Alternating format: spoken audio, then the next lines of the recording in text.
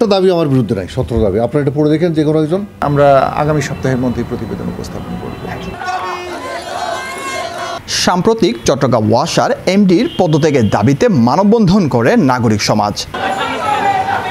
অপরদিকে ওয়াসার MD AKM ফজলুল্লাহর নানান অভিযোগ উঠে আসে বিভিন্ন গণমাধ্যমে।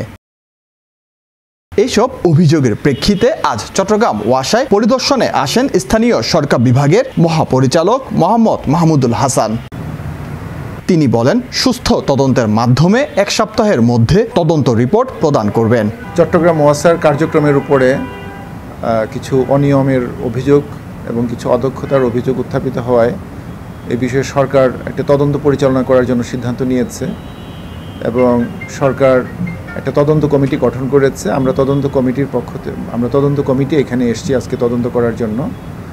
আমরা যে সমস্ত অভিযোগ ইতিমধ্যে পেয়েছি, অনিয়ম বা অদক্ষতা বা দুর্নীতি সংশ্লিষ্ট, সেই বিষয়গুলো আমরা এখানে পর্যালোচনা করছি, তথ্যগুলো আমরা সংগ্রহ করছি। এটা শেষ করে আমরা প্রতিবেদন দিব এবং আমরা প্রতিবেদন সরকারের কাছে উপস্থাপনের আগে এ বিষয়ে আমরা কোনো তথ্য আমরা প্রকাশ করব না। এটি আমরা আগামী সপ্তাহের মধ্যেই প্রতিবেদন উপস্থাপন করব, 1 সপ্তাহের মধ্যে, যত দ্রুত সম্ভব। অপরদিকে কোনো সুনির্দিষ্ট অভিযোগ কিংবা অন্তর্বর্তী সরকার নির্দেশ দিলে স্বেচ্ছায় পদত্যাগ করবেন বললেন ওয়াসার এমডি AKM ফজলুল্লাহ। স্মারকলিপিটা দিছে, এখানে একটা দাবি আমার বিরুদ্ধে নাই, 17 দাবি। আপনারা এটা পড়ে দেখেন যে কোনো একজন। এই 17 দাবির একটা দাবি আমার বিরুদ্ধে নাই, কিন্তু মুখে বলতেছে আপনার পদত্যাগ। কেন? আমার প্রশ্ন হলো ওনাদের কাছে যে আমার পদত্যাগটা কেন? উনি বলতেছে আপনি দুর্নীতি। তো একটা দুর্নীতি বলেন, একটা দুর্নীতি আপনি বলেন আমাদের সামনে। বলতে পারে নাই।